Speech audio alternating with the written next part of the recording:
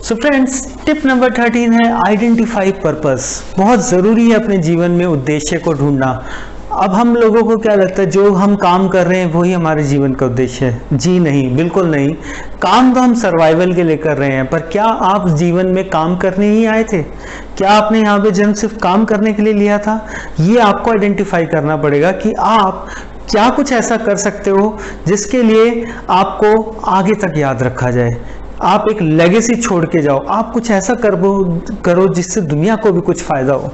यही हमारा second point है, create a meaningful life for self and others. तो अगर हम बात करें, जितने भी सेलिब्रिटीज हैं उन्होंने कुछ ना कुछ ऐसा क्रिएट किया है जिसके लिए वो आज भी जाने जाते हैं।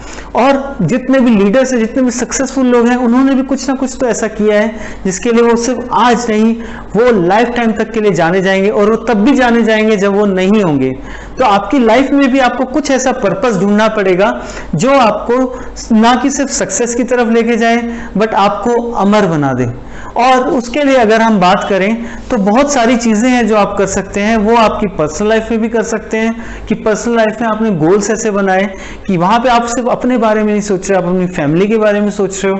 वो सोशल लाइफ में भी हो सकता है कि आपने किसी एक सोशल इश्यू पे काम करने की सोची, या फिर आपने कोई हॉबी सोची जिसपे आप एक अच्छा काम करना चाहते हैं। काफी सारे राइटर्स हैं जिन्होंने अपने लाइफ का उद्देश्य लिखना बनाया, जबकि उनका प्रोफेशन कुछ और था, पर वो धीरे धीरे ऑथर बन गए। यहाँ पे अगर हम चेतन भगत की बात भी करें तो वो भी पहले बैंकर थे, इन्वेस्टमेंट बैंकर थे। आईआईटी और आईआईएम करने के बाद वो इन्वेस्टमेंट बैंकिंग की जॉब छोड़ के वो राइटर बन गए, क्योंकि उन्होंने कहीं ना कहीं उस पर्पस में को ही आइडेंटिफाई किया अपनी लाइफ के लिए। इसी तरीके से आप भी आइडेंटिफाई कर सकते हैं एक पर्पस अपनी लाइफ के लिए जो कि लोगों के लिए और आपके लिए, दोनों के लिए बेनिफिशियल हो। कुछ आप ऐसा करें जो कि वैल्यूएबल हो सोसाइटी के लिए, इस वर्ल्ड के लिए, और दुनिया आपको तब भी याद रखे जब आप हो, और तब भी याद रखे जब आप नहीं हो।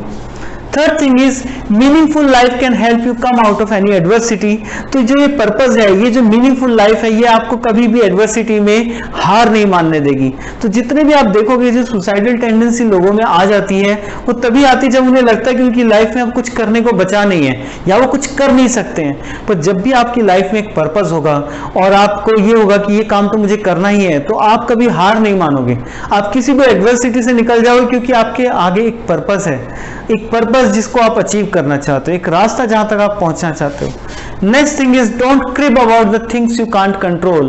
तो बहुत जरूरी है पर्पस भी आइडेंटिफाई करना है, but at the same time उन चीजों को क्रिब मत करो। क्रिब मतलब शिकायत करना बिल्कुल छोड़ दीजिए उन चीजों पे जो आपके कंट्रोल में है ही नहीं।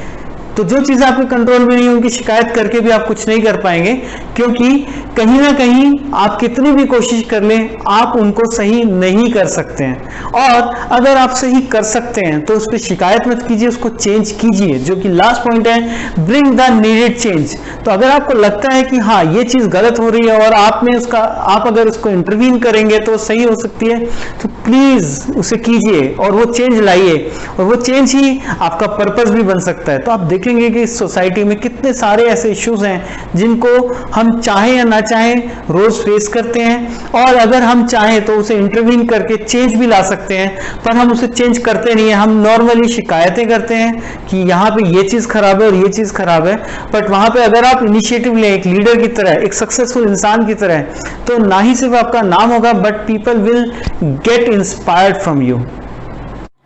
Please like and subscribe to Competency Enhancers channel and click the bell icon to get new video notifications.